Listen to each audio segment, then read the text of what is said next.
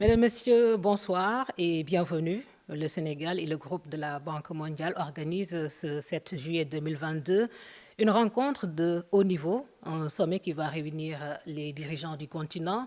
Et c'est pour ensemble se pencher sur la répartition des fonds de l'IDA. IDA, c'est l'Association internationale de développement, instrument de la Banque mondiale. Nous parlons des objectifs de cette rencontre avec le ministre des Finances et du Budget. Monsieur le ministre, bonsoir. Bonsoir, bonsoir Adam. Alors pour vous, ainsi que pour l'ensemble des pays membres de ce fonds, quels sont les enjeux de cette rencontre de Dakar? Oui, je vous remercie Adam. Je pense qu'on va faire un peu d'historique. Pour rappel, déjà à Abidjan l'année dernière, s'était réuni ce même sommet donc de haut niveau organisé par le président Ouattara, justement donc dans le cadre de la reconstitution du IDA 20. Parce que en fait, la Banque mondiale intervient justement à travers IDA, qui est l'association pour le développement international. Donc pour chaque 3 ans, pour pouvoir donc financer donc les économies en développement. L'année dernière, il s'était agi de la recherche donc de ce fonds pour la reconstitution de fonds du IDA, parce que l'IDA 2019 était terminé et il fallait donc reconstituer les fonds justement donc pour IDA 2020. IDA, je vous dis IDA 2019, c'est 2019, 2020, 2021. Maintenant, IDA 2022, on l'appelle, mais c'est pour une période de 3 ans, de 2022 jusqu'en 2024. Au départ, donc, l'objectif qui était fixé était aux alentours de 90 milliards de dollars. En définitive, l'on s'est retrouvé à 93 milliards de dollars, pendant que IDA 19 était à 82 milliards de dollars. 93 milliards de dollars, c'est environ près de 58 000 milliards de francs CFA qui seraient donc répartis donc, pour les 3 prochaines années. Et donc l'objectif de la rencontre de Dakar, justement organisée par le président de la République, son Excellence Macky Sall, qui est aussi le président de l'Union africaine, c'est important de le rappeler, justement, a pour objectif cette rencontre de voir donc comment répartir et dépenser ces fonds sur la base des orientations que les chefs d'État et de gouvernement donneront donc justement à cet instrument. Donc, vous l'avez dit, c'est le chef de l'État, son Excellence Macky Sall, qui préside la rencontre. Quels sont les autres dirigeants qui seront de la partie? Oui, peut-être je pourrais citer de mémoire une bonne dizaine quand même de chefs d'État africains devaient être, disons, de la partie. Bon, vous savez que jusqu'au moment où va se tenir la rencontre, il y aura toujours des confirmations. Mais pour le moment, les services du protocole nous ont parlé quand même de la présence de 10 chefs d'État africains. En plus de cela, bien évidemment, la Banque mondiale est représentée au haut niveau. Rappelez-vous déjà que le président du groupe, Malpass, était là il y a quelques semaines. Donc il a eu justement une rencontre avec le président et ça a été l'occasion pour le président Malpass et pour le président de la République Macky Sall de confirmer donc l'excellent niveau de relation donc entre le groupe de la Banque mondiale et le Sénégal. Et sur cette base d'ailleurs que le président a pu obtenir de la Banque mondiale un appui budgétaire exceptionnel, jamais obtenu au Sénégal, de 200 millions de dollars cette année même, justement donc pour pouvoir donc faire face à ces besoins urgents qui sont nés d'abord de la pandémie, mais surtout de la situation que nous vivons actuellement en Ukraine. Donc le groupe de la banque va être représenté par le vice-président qui est en même temps le directeur chargé des opérations. Donc qui va être là, c'est M. Axel, il s'appelle, avec le vice-président aussi chargé de la région Afrique, M. Ousmane Diagana. Donc ils seront là, je crois qu'ils sont même arrivés à l'instant. Bien évidemment, plus donc des délégations de beaucoup de pays d'étrangers, donc surtout européens, qui vont justement donc faire partie de cette rencontre-là. Et pourquoi c'est le Sénégal qui abrite cette rencontre au niveau? Qu'est-ce qui justifie ce choix de Dakar? Je crois savoir quand même qu'il y a 2 éléments qui pourraient aisément justifier cela. D'abord, disons, c'est la position disons, extrêmement importante du Sénégal sur l'échiquier aujourd'hui politique africain. Il faut le rappeler, le président de la République, c'est quand même le président de l'Union africaine, donc il est la porte-voix de l'Afrique. Le deuxième élément, c'est le niveau aussi, je l'ai rappelé tout à l'heure, particulièrement exceptionnel entre la Banque mondiale, des relations entre la Banque mondiale et le Sénégal. Là, je crois que par 2 fois, vous vous souvenez, les institutions de Bretton Woods de façon générale, la Banque mondiale comme le Fonds monétaire, n'ont cessé, par leurs dirigeants, donc les plus haut placés, donc, de venir au pays, justement d'abord pour magnifier donc, cette excellente relation entre le Sénégal et globalement donc, ces institutions, mais surtout aussi magnifier quand même la bonne tenue des finances publiques du Sénégal, mais surtout féliciter le président de la République par rapport à la vision, disons quand même qu'il a de la politique économique, mais surtout s'inspirer, je peux le dire avec beaucoup de fierté d'ailleurs, quand même de notre plan Sénégal émergent. Rappelons-le que déjà c'est aux Nations Unies qu'il a été adopté. Disons, après nous, que nous avons eu depuis presque 2012 à parler de la couverture donc maladie universelle, donc l'international, notamment l'ONU, s'est approprié du terme en parlant de couverture sanitaire universelle. C'est un exemple du Sénégal. L'autre élément important, ce sont les bourses de sécurité familiale à partir des cash transferts qui aujourd'hui ont fini de faire tache d'huile un peu partout dans les pays du monde de façon générale. Et justement, ça a été l'occasion, la dernière fois avec nos partenaires, de s'inspirer de ce qui est en train de se faire au Sénégal. Et si vous voyez, je crois, il y a d'ailleurs une interview donc, du directeur chargé des opérations de l'Afrique du Fonds monétaire aussi, donc M. Abbé, qui a fait une belle sortie en magnifiant justement cette politique sociale du Sénégal que le président de la République est en train de mettre en place. Vous avez avancé tout à l'heure les montants déjà constitués, plus de 90 milliards de dollars, et c'est à répartir entre combien de pays? Bon, globalement, il a quand même composé de 146 pays. C'est vrai que pour l'Afrique subsaharienne, c'est à peu près 40-45. Voilà, le Sénégal, je peux le rappeler tout à fait au début, c'est vrai qu'on est parti de très loin, il faut aussi le rappeler. IDA, en 66, c'était moins de 1 milliard. Aujourd'hui, nous sommes à 93 milliards de dollars. Le Sénégal, déjà en 2019, le portefeuille avec la Banque mondiale tournait autour de 400 millions de dollars. C'était à peu près ça. Bon, ce sont ces dernières années, et d'ailleurs, lors de la dernière signature dans le cadre de l'appui budgétaire exceptionnel, le directeur des opérations de la banque l'a rappelé, le Sénégal, depuis 2 ans, quand même, a un niveau de portefeuille important avec la Banque mondiale qui tournerait aux alentours de 1 milliard de dollars. Ça veut dire que globalement, si tout se passe bien, le Sénégal devrait pouvoir quand même prendre sur ce fonds au moins donc 3 milliards de dollars, sans compter bien évidemment ces projets régionaux aussi qui devront impacter positivement les finances publiques du Sénégal et son développement économique. L'Afrique, de manière générale, a traversé des crises ces dernières années. On a parlé de la Covid, des impacts de la guerre en Ukraine. Est-ce qu'on peut s'attendre à des faveurs lors de la répartition de ces ressources? Bon, naturellement, c'est des pays quand même qui ont besoin justement de soutien de partenaires. Mais je pense que d'abord, la première bataille devrait être gagnée à partir des efforts internes quand même que nous devons faire.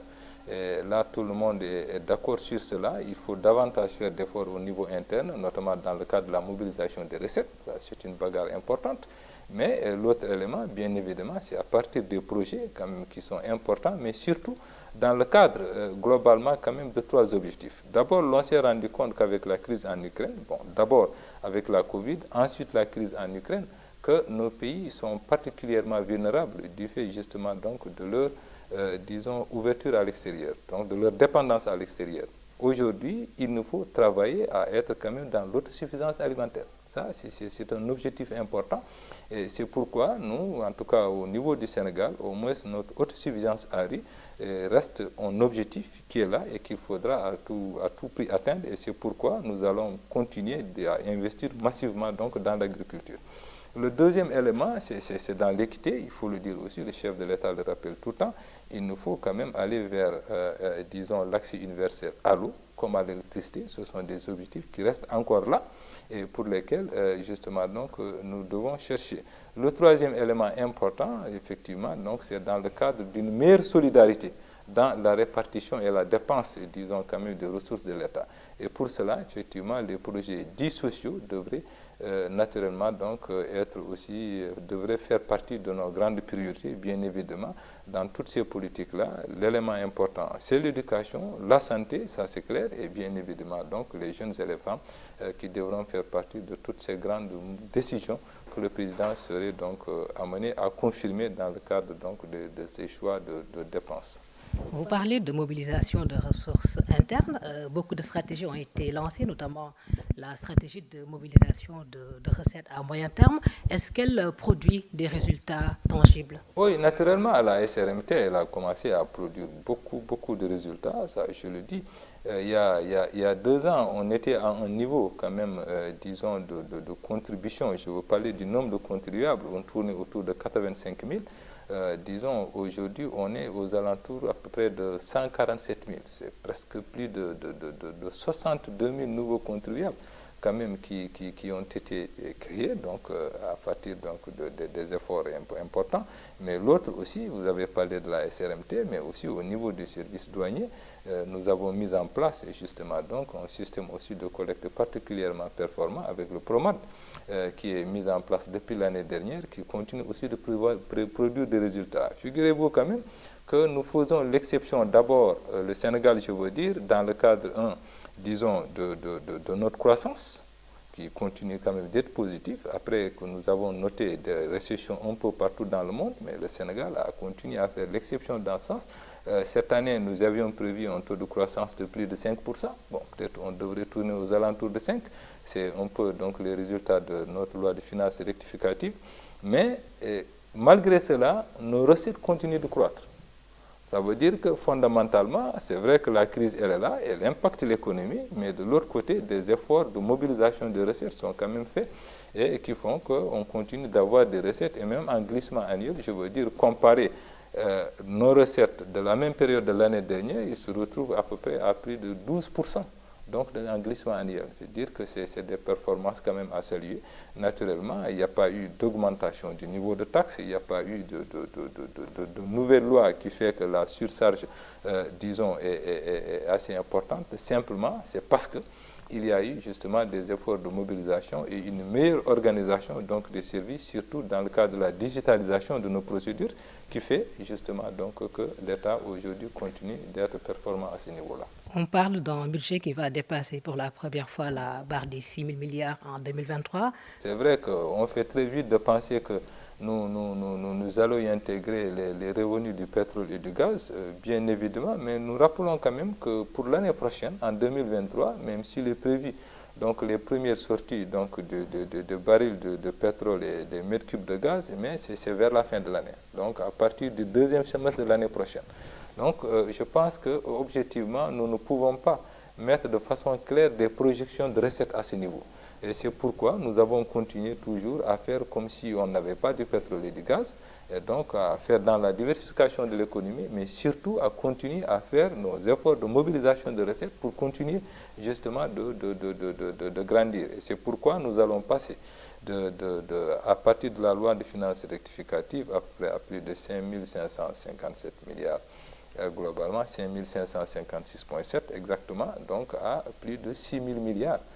Donc pour l'année 2023, et je crois qu'à partir d'octobre, Inch'Allah, nous devrons présenter la loi de finances initiale pour l'année 2023 à l'Assemblée nationale. Mais globalement, il faut le mettre au crédit simplement quand même d'une meilleure mobilisation donc, de recettes intérieures. Reparlons de la rencontre de jeudi, la rencontre de l'Association internationale de développement. Les ressources de cette association sont collectées auprès de qui?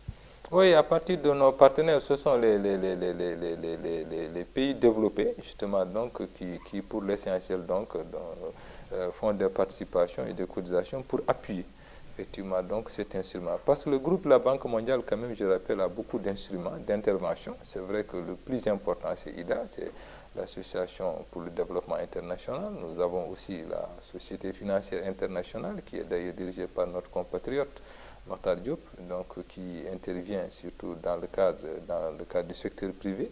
Nous avons aussi un fonds de garantie qui appuie les États dans le cadre des levées de fonds, surtout au niveau international, pour ce qui concerne des devises justement qui ne sont pas en parité fixe avec le CFA.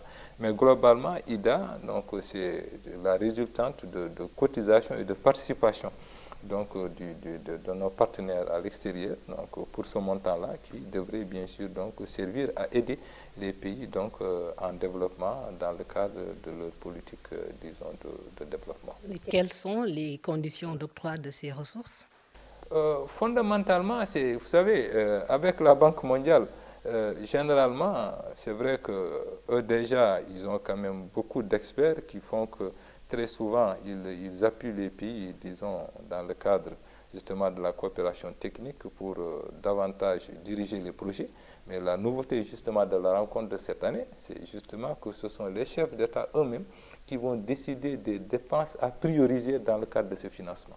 Bon, je crois savoir que naturellement, donc, l'agriculture devra quand même être la partie, c'est sûr que nous devrons aussi travailler dans le financement et disons des dépenses de santé, des dépenses de l'éducation, parce que quand même c'est l'avenir du pays qui est en jeu, et l'avenir de l'Afrique de façon générale qui est en jeu à partir de ces deux grands chapitres de dépenses, et bien sûr les infrastructures, et le dernier élément, je pense, c'est disons l'accès universel, donc à l'eau et à l'électricité, et le dernier élément, c'est la digitalisation, donc de façon globale au niveau, disons, de nos administrations et de l'économie de façon générale. Mais je pense que les chefs d'État devront peut-être pourraient éventuellement donc aller un peu dans le sens que j'ai indiqué. Globalement, c'est ça la priorité en général. Mais sinon, les rapports quotidiens d'un État avec la Banque mondiale font que nous sommes obligés à chaque fois que nous avons un projet, donc de faire ce qu'on appelle une requête, écrire à la Banque mondiale pour dire que nous souhaitons donc travailler sur tel projet. Et sur cette base, donc, la banque nous répond, on met les équipes en place pour donc étudier le projet. Et si effectivement c'est un projet qui est supportable, effectivement la banque va accompagner les pays concernés dans ce besoin-là. Ceci, c'est ce qu'on appelle à la limite donc les appuis projets. Nous avons les appuis programmes, globalement ce sont les appuis budgétaires aussi, dans le cadre du besoin global, disons, de mobilisation donc des ressources, où la banque appuie globalement un État pour compléter ses besoins financiers pour pouvoir faire face à certaines dépenses. C'est ce qu'on appelle familièrement les appuis budgétaires. Donc globalement, c'est à ce niveau effectivement que la banque intervient, et je rappelle quand même que nous avons actuellement un niveau de participation particulièrement important, effectivement, donc avec la Banque mondiale. Est-ce qu'à côté du panel de haut niveau présidé par les chefs d'État, il y aura des discussions techniques pour aider justement à déterminer les postes d'affectation de ces différentes ressources? Oui, bien évidemment, parce que d'abord, il y a deux guichets globalement. Donc, il y a le guichet national, ça c'est chaque pays devra pouvoir présenter des projets dans la limite, bien sûr, aussi de ce qui lui est alloué comme ressources. Effectivement, ce ne sont pas des ressources illimitées. On ne peut pas dire que vous avez 93 milliards. Bon, allez-y, chacun n'a qu'à prendre ce qu'il peut. Non. Chaque pays est bénéficiaire de ses ressources d'abord en fonction de son produit intérieur brut, donc son PIB. L'autre élément, donc ça c'est ce qu'on appelle le guichet national. Mais aussi il y a un guichet, disons quand même régional. Ce sont des projets justement donc qui sont d'envergure régionale qui peuvent être partagés par plusieurs pays. Donc on verra effectivement des projets d'intégration. Je veux parler par exemple, ce pont il est définitivement financé, le pont de Rosso bien évidemment. Si ce n'était pas le cas, par exemple, la Banque mondiale aurait pu carrément financer ce projet-là entre le Sénégal et la Mauritanie. Nous sommes aujourd'hui sur aussi un grand corridor, disons, qui va de Dakar jusqu'à Lagos, bien évidemment. Donc la banque pourrait voir comment il pourrait participer à ce niveau. C'est comme des projets d'électrification, donc régionales aussi, dans le cadre, bien évidemment, de différentes organisations que nous avons, soit l'OMVS, soit l'OMVG, où effectivement il est noté, disons, des projets d'envergure régionale qui font qu'il y a cette possibilité de financement additionnel en dehors, bien sûr, du guichet national. Donc, c'est à ce niveau-là que les États pourraient intervenir pour avoir quand même le maximum de financement possible. Et IDA est présenté comme une source de financement efficace dans la lutte contre la pauvreté, ce qui nous permet un peu d'évoquer cette question de la pauvreté au Sénégal. On vous a entendu dire qu'elle a baissé, la pauvreté au Sénégal. Elle se mesure comment, cette baisse? Bon, la pauvreté, effectivement, je l'ai rappelé, elle a particulièrement baissé au Sénégal, d'au moins quand même une dizaine de points depuis 2012, ça, il faut le reconnaître. Effectivement, bon, même si malheureusement il y a encore des pauvres au Sénégal, mais notre ambition, c'est de tout faire pour encore réduire ce taux le maximum possible. Maintenant, il faut saluer quand même cette vision du président de la République, je l'ai rappelé tout à l'heure, et qui sert d'exemple aujourd'hui au niveau quand même des politiques que les pays sont appelés à partager. Parce que, objectivement, notre politique d'inclusion sociale a fini effectivement de montrer ses preuves, comme je l'ai rappelé tout à l'heure, à travers les 6 marqueurs du président de la République. Les 6 marqueurs sociaux du président, vous le savez sans doute, bon, vous avez donc le financement qui est déjà important pour l'autonomisation des jeunes et des femmes, c'est la DER, donc FJ. Vous avez aussi la couverture sanitaire maladie universelle, la CMU, vous avez les bourses de sécurité familiale, vous avez donc Promoville, vous avez effectivement donc le PUMA et donc le PUDC. Ce sont les 6 donc, marqueurs, les 6 projets, en tout cas du chef de l'État, qui font que de plus en plus les ressources publiques sont partagées par la plus grande majorité de la population. En plus de cela, le président de la République a pensé qu'il y a lieu quand même de continuer à appuyer des ménages qui sont encore dans une situation de vulnérabilité extrême. C'est ce qu'on appelle justement donc la technique des cash transferts. Et sur cette base, justement, donc la dernière fois, les bourses de sécurité d'abord ont été justement une émanation du gouvernement. Les premiers moments, on était encore là. C'était exclusivement à partir du budget de l'État. Mais depuis quelques années, justement, ce sont nos partenaires, notamment la Banque mondiale, qui s'est substituée à l'État pour pouvoir donc appuyer le Sénégal dans le cadre de cette politique sociale particulièrement importante. D'abord, ce sont les bourses de sécurité familiale. En plus de cela, il y a eu les cash transferts récemment qui ont été, disons, appréciés et magnifiés quand même par tout le monde. Et nous sommes partis d'une expérience, lorsqu'il y a eu la Covid, souvenez-vous, il y avait eu donc le plan que le président avait mis en place à l'époque, justement, donc pour pouvoir supporter les ménages vulnérables. Mais c'était à partir donc des kits alimentaires. Souvenez-vous de cela. Après ça, maintenant, nous avons pensé qu'il y a lieu pour aller très vite de travailler sur la base d'abord d'un registre national unique, donc qui est composé globalement donc de tous les éléments, disons, des registres d'intervention de différentes structures. Nous l'avons unifié à partir donc d'un décret du président et nous avons visé à peu près 1 100 000 ménages. Donc, registre national unique pour les ménages donc les plus vulnérables au Sénégal. Et c'est sur cette base, justement, donc, que les appuis sont faits à partir, justement, des possibilités de l'État. Et donc, pour le moment, nous avions eu à viser 554 000 familles, je crois, bien évidemment. Donc, c'est une opération aussi qui sera renouvelée. Et je crois que là, on va y aller très rapidement parce que le président de la République nous a donné des instructions de tout faire pour pouvoir justement renouveler cette opération. Nous sommes en train de travailler avec nos partenaires. Et donc, c'est une politique d'inclusion quand même assez liée et qui aujourd'hui qui a fini de faire ses preuves un peu partout. Et qui est noté en exemple aussi, et beaucoup de pays s'inspirent justement donc de cette politique sociale du président de la République. Donc l'actualité, Monsieur le ministre, c'est également le Mali, avec la levée des sanctions de la CEDEAO, sanctions économiques, financières et commerciales. Est-ce que déjà ce gel de 6 mois a eu un impact sur l'économie du Sénégal? Oui, lourdement, c'est clair, parce que bon, le Mali quand même, c'est le premier partenaire du Sénégal, le premier partenaire économique du Sénégal. Il est vrai que très souvent, si les conséquences se mesurent à partir de la mobilisation des recettes, je dirais non. Mais vous savez, l'économie, ce n'est pas que ça. Aujourd'hui, l'essentiel de nos exportations vers le Mali était gelé. Beaucoup de nos entreprises ont eu à souffrir justement de cette situation, c'est clair, mais il y a aussi que le Sénégal est un pays de transit pour le Mali. Ce qui fait que c'est un écosystème qui était particulièrement menacé, bien évidemment au niveau de nos recettes, du fait que nous sommes d'abord dans une même communauté. Donc, ce qui fait qu'une fois que les marchandises sont en transit ici, dans tous les cas, on ne peut pas quand même lever des droits sur ça, c'est clair. Mais il n'y a qu'au niveau de l'économie, bien évidemment, donc l'écosystème avait fini d'être affecté de façon générale et naturellement, donc avec la levée de ces sanctions, naturellement, le Sénégal pourra encore retrouver un nouveau souffle et accélérer, disons, quand même ce processus d'intégration avec le Mali qui est important. Je le rappelle, nous exportons beaucoup de ciment vers le Mali. Bien sûr, tous les produits, donc, disons, importés par le Mali via le Sénégal à partir du port pour l'essentiel, donc était en transit ici. Nous allons continuer quand même d'assurer aussi ce service-là, sans compter donc tout ce qu'on importe au sud du Mali et qui est particulièrement vital pour le Sénégal, notamment le bétail. Ça, nous le savons. Vous savez aussi les tissus maliens. Vous savez aussi que nous importons aussi beaucoup de produits, et en tout cas, enfin, surtout, disons, manufacturiers au Sénégal vers le Mali. Et je crois que tout cela, effectivement, devrait aujourd'hui quand même ramener, disons, beaucoup plus de sérénité justement donc dans notre économie. Vous l'avez dit, c'est un corridor important, Dakar-Bamako, un grand partenaire, le Mali.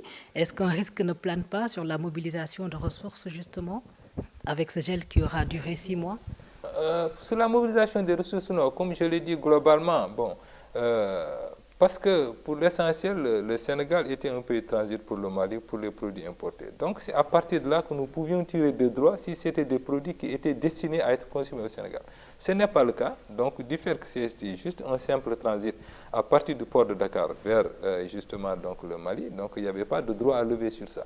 Mais bien évidemment, certaines entreprises ont souffert de cette situation qui fera que naturellement, au niveau de leurs résultats en fin d'année, comme au niveau, bien sûr, de certains droits et taxes, notamment la TVA, je veux parler des cimenteries, je veux parler des entreprises de ferraille, je veux parler des entreprises qui font quand même dans les denrées alimentaires, naturellement, il y aura des contre-coups qui seront ressentis. Bon, mais nous pensons que d'ici vers la fin de l'année, tout ça quand même pourrait être rattrapé. Vous savez, aussi en économie, presque tout se tient. C'est-à-dire que le Mali aura besoin de reconstituer quand même ses réserves, ce qui fera qu'il y aura un effet rattrapage, une sorte d'embolie économique en tout cas qui va se ressentir dans nos relations avec ce pays, parce qu'ils auront besoin quand même de reconstituer justement ces réserves qu'ils ont eu à perdre avec justement donc cette situation que nous avons vécue dans le cadre des sanctions, disons, économiques contre ce pays-là. Un dernier mot, Monsieur le ministre, sur la rencontre de jeudi. Je rappelle que le Sénégal accueille une rencontre de haut niveau avec les dirigeants du continent sur la reconstitution, la répartition des fonds de l'IDA. Un dernier mot? Oui, le dernier mot, c'est en tout cas nous féliciter de la rencontre, mais surtout, comme je l'ai dit, de la merveilleuse idée de nos chefs d'État de tout faire pour décider fondamentalement quand même de comment les appuis de nos partenaires pourraient être utilisés dans nos pays. C'est un élément important. Et rappelez-vous que le président, il est constant en fait dans cette démarche. Parce que lorsqu'il a été invité au G7, en tant que président de l'Union africaine, mais surtout aussi en tant que dirigeant, disons, qui a eu quand même à porter la voix de l'Afrique, il n'a de cesse cessé de rappeler que nous devons avoir notre place quand même dans les instances de grandes décisions, dans les grandes instances de décision, notamment au niveau du G20, qui est important. Bon, je ne parle pas des Nations Unies, bien sûr. Donc, au niveau du Conseil de sécurité, c'est une bataille, je crois, qui est en voie d'être gagnée. Mais surtout, au niveau du G20, la présence de l'Afrique, quand même, est particulièrement sollicitée à ce niveau. Et je crois aussi que le chef de l'État a réussi à gagner cette bataille. Il faut s'en féliciter. L'autre élément important, c'est son déplacement.